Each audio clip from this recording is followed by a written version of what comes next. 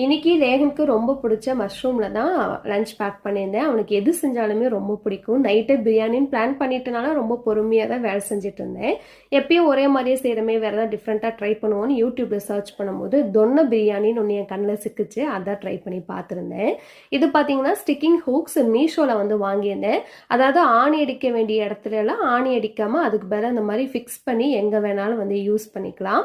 நான் கொஞ்ச நாள் யூஸ் பண்ணி பார்த்துட்டு நல்லா இருந்தாலும் சரி நல்லா இல்லைனாலும் சரி எப்படி இருக்குங்கிறத நான் உங்களுக்கு அப்டேட் பண்ணுறேன்.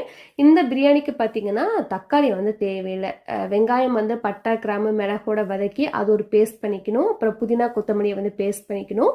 மஷ்ரூமை மேரினேட் பண்ணி வச்சுட்டு எல்லாம் நல்லா வதக்கி விட்டுட்டு அரிசி போட்டு ஒரு 2 விசில் விட்டுக்கலாம். அப்படி இல்லைன்னா தம் போட்டு வச்சுக்கலாம். நான் இன்னைக்கு புல்லட் அரிசியில் தான் வந்து ரெடி பண்ணியிருந்தேன். சூப்பராக இருந்தது டேஸ்ட்.